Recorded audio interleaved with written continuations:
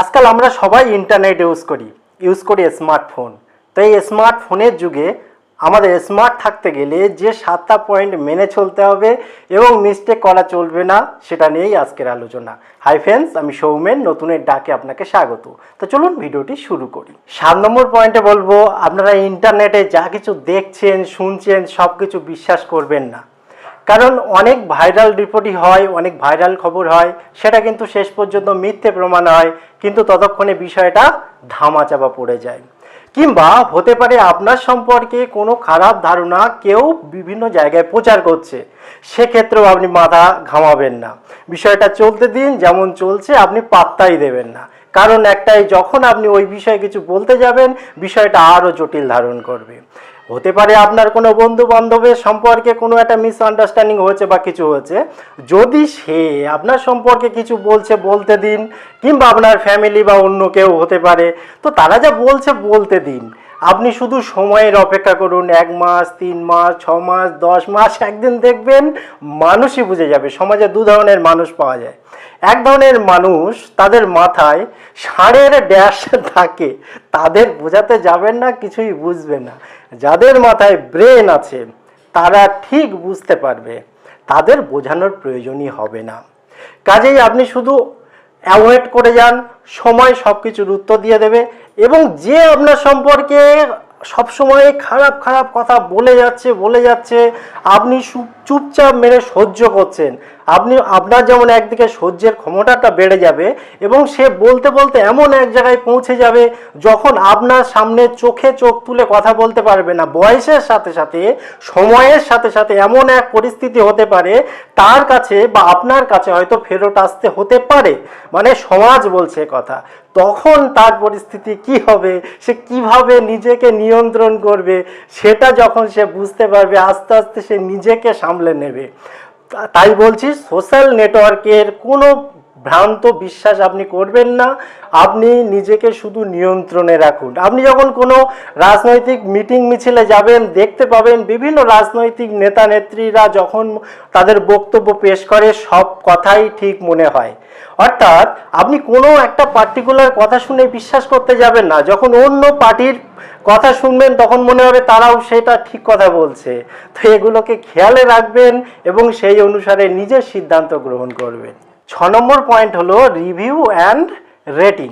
অর্থাৎ আমরা যখন কোনো অনলাইনে পারচেস করি, সে অ্যামাজন, ফ্লিপকার্ট, অন্য সাইট যেগুলো আছে, আমরা মোবাইল কিনি বা অন্য যে কোনো প্রোডাক্ট, আমরা প্রথমেই দেখি রেটিংটা কি আছে আউট অফ 5, 4.5, 4.6, 4.9, এবং আমরা রিভিউ দেখি, এমনকি ইউটিউবে অনেক ভিডিও দেখি ওই প্রোডাক্টের উপরে। তো আপনাকে বলে রাখি, আপনারা যখন কোনো কিছু পারচেস করবেন শুধুমাত্র রেটিং রিভিউয়ের উপরে নির্ভর করবেন না, কারণ অনেক রিভিউ কিন্তু ফেক হয়। কারণ রিভিউ কিভাবে দেওয়া হয়, যেভাবে প্রোডাক্টগুলো আসে এবং তাদের রিভিউ হয়, আমরা মোটামুটি সবাই ইতিমধ্যে জেনে গেছি। এবং যে রেটিং আমরা দেখি সেটা কিন্তু অনেকাংশে ফেক হয়, কারণ যারা সেলার তারা কিন্তু নিজেদের প্রোডাক্ট বিক্রি করার জন্য আর নিজেদের রেটিং প্রমোটও করে থাকে। আমি বলছি না সব প্রোডাক্টের ক্ষেত্রে, কিন্তু আপনাকে একটু নলেজ খরচ করে বিষয়টা দেখতে হবে এবং তারপরে কিন্তু আপনি পারচেস করবেন, তা নাহলে যে কোনো মুহূর্তে ঠকে যেতে পারেন। 5 নম্বর পয়েন্টে বলবো সেভ পাসওয়ার্ড।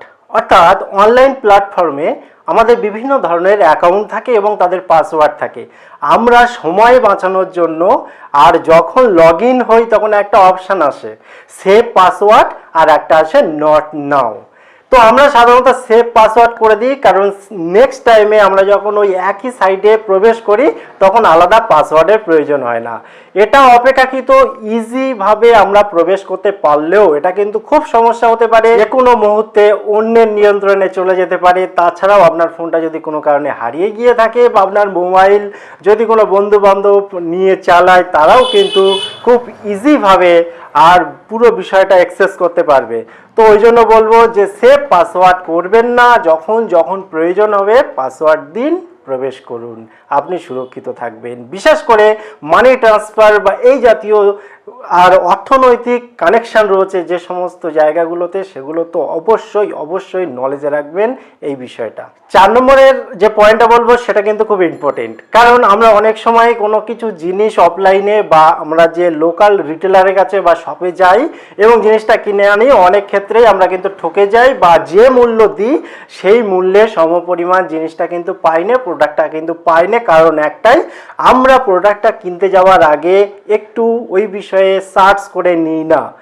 আমি বলবো যদি কোনো প্রোডাক্ট অফলাইনে বা দোকানে গিয়ে কিনতে যান, অবশ্যই তার আগে প্রোডাক্টটা সম্পর্কে অনলাইনে সার্চ করে নিন। ইউটিউবে অনেক টিউটোরিয়াল আছে ওই প্রোডাক্টের উপরে, তো সেটা দেখে নিন, সমস্তটা ডিটেলস বুঝে নিন, তার টপ কোয়ালিটি কি আছে, কোন কোম্পানিটা সব থেকে ভালো হতে পারে এবং মোটামুটি মার্কেট প্রাইস কত আছে, অর্থাৎ দাম কত আছে, সেই সমস্ত দেখে শুনে বুঝে যদি দোকানে যান, তাহলে দোকানদাররা কিন্তু আপনাকে ঠকাতে খুব একটা পারবে না। কারণ প্রত্যেকটা দোকানে সেলার থাকেন, তো এই সেলারদের কাজই থাকে তাদের প্রোডাক্টগুলো বা বিক্রি না হওয়া বা বিক্রি হচ্ছে না এমন প্রোডাক্টগুলো আপনাকে আর হাতে ধরিয়ে দেওয়া, বিভিন্ন রকম বুঝিয়ে টুঝিয়ে আপনার হাতে মোটামুটি দিয়ে দেবে। তো সেই সমস্ত সমস্যা থেকে বাঁচার জন্য অবশ্যই কোনো কিছু কিনতে যাওয়ার আগে সেই বিষয়ে একটু সার্চ করে নেবেন। 3 নম্বর পয়েন্টটা কিন্তু খুব ইম্পর্টেন্ট, সবাই মাথায় রাখবেন।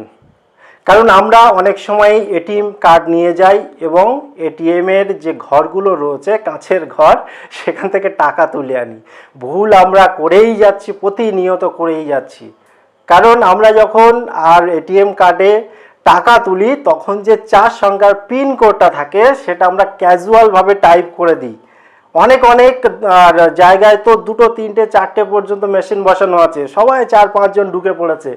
কখনো ভুল করে হলেও আপনার পিন যেন কেউ দেখতে না পারে, অনেক রকম প্রবলেম হতে পারে। আপনি প্রয়োজনে হাতটাকে আড়াল করে দিন বা যেভাবে হোক এরকমভাবে ঠেসে দিয়ে হোক, আপনি কিন্তু আপনার পিন কাউকে দেখতে দেবেন না। কারণ সাধারণত আপনার এলাকা সুরক্ষিত থাকলেও, যখন এলাকা যে সবসময় সুরক্ষিত তা কিন্তু নয়, ক্রাইম সব জায়গায় হচ্ছে। বিশেষ করে আপনি যখন বাইরে কোথাও বেড়াতে যাবেন বা কোনো ট্যুরিস্ট স্পটে যাবেন, কিছু কিছু মানুষ থাকে ওইগুলোকে ফলো করার জন্য এবং তারা জাস্ট ওই কাজে লাগিয়ে নাম্বারটা নিয়ে নেবে কোনো কারণে আপনার পকেট থেকে বা যেভাবে হোক যদি কার্ডটা নিতে পারে বা অন্য যে কোনো উপায়ে। এখন তো অফলাইন এবং অনলাইন বিভিন্ন রকমভাবে মানি তুলে নেওয়া যাচ্ছে, তো সতর্কতার মান নেই। অবশ্যই পিন দেওয়ার সময় সতর্ক থাকবেন। সেই সঙ্গে একটা কথা মনে রাখবেন, যে কাগজ আপনাকে দেওয়া হয় বা রিসিভ কপি দেওয়া হয় সেটা কখনোই ফেলবেন না। না, অনেক হতেই পারে যে ওটা কোনো কাজের না বা ওর থেকে কোনো ইনফরমেশন হয়তো পাবেন না, তবুও সতর্কতার মান নেই। আপনি সতর্ক থাকুন। আপনি ওখান থেকে যে কাগজটা বা রিসিপ্টটা নিচ্ছেন সেটা যদি নষ্ট করতেই হয় অন্যত্র নষ্ট করুন, এমনভাবে নষ্ট করুন তার কোনো ইনফরমেশান যেন কেউ না পায়। এবার আসি 2 নম্বর পয়েন্টে।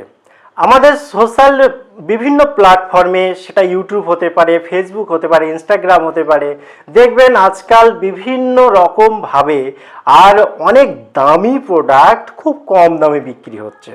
ধরুন একটা মোবাইলের দাম 40,000 টাকা, সেই মোবাইলটাই সেম ফিচার্সে, সেম সব কিছু সেম, আপনাকে হয়তো দিয়ে দিচ্ছে 5,000-এ, 7,000-এ। শুধু মোবাইল উদাহরণ দিলাম, অনেক ধরনের প্রোডাক্ট আছে। তার মধ্যে আমি বলছি না সব সেলাররা ফেক বা বাজে বা খারাপ, অনেকেই ভালো প্রোডাক্ট দিচ্ছেন এবং সঠিক দিচ্ছেন, কিন্তু তার মধ্যেও অনেকে লুকিয়ে আছেন, তারা কিন্তু আপনাকে ঠকাচ্ছে। হয়তো আপনি একটা মোবাইল কিনে নিলেন, একটা ডাব্বা হাতে পেলেন যার মধ্যে সেই ফিচার্স আপনি পাচ্ছেন না। তো এগুলো অবশ্যই সতর্ক থাকবেন, বিশেষ করে যখন আর সোশ্যাল মিডিয়ার কোনো সাইট থেকে, অর্থাৎ অ্যামাজন, ফ্লিপকার্ট বা নাম করা যে কোম্পানিগুলো রয়েছে যারা প্রোডাক্ট বিক্রি করে তারা ছাড়া অন্য অন্য সাইট থেকে, তখন কিন্তু একটু সতর্ক থাকবেন। 1 নম্বর পয়েন্টটা কিন্তু খুব ইম্পর্টেন্ট এবং আমরা এই পয়েন্টের উপরে বেস করে কিন্তু অনেকেই অলরেডি সর্বশান্ত হয়ে গেছি। সেটা হচ্ছে বিভিন্ন রকম ফোন কল আসছে আমাদের, SMS আসছে আমাদের, হোয়াটসঅ্যাপ মেসেজ আসছে যে আপনি লটারি জিতে গেছেন, আপনি 2.5 মিলিয়ন মার্কিন ডলার জিতে গেছেন, আপনি এত কোটি টাকা জিতে গেছেন, এবং আপনাকে ফোন করে পর্যন্ত বলতে পারে। তো আপনি কখনোই ওই সমস্ত ফাঁদে পা দেবেন না। কারণ একটা কথা জানবেন, আজকের ডেট এমন জায়গায় পৌঁছে গেছে, রাস্তাঘাটে গেলে 1 গ্লাস জলও আপনাকে কিনে খেতে হয়, কেউ ফ্রিতে দেয় না। সেখানে এত টাকা আপনাকে ফ্রিতে দেবে, এটা আপনি ভাবলেন কেন? তো এটা সবসময় মাথায় রাখবেন। ভিডিওটা কেমন লাগলো অবশ্যই কমেন্ট করে জানাবেন। ভালো লাগলে লাইক কমেন্ট শেয়ার করতে ভুলবেন না। আবার দেখা হবে পরবর্তী ভিডিওতে। ততক্ষণ ভালো থাকুন, সুস্থ থাকুন, বাই বাই।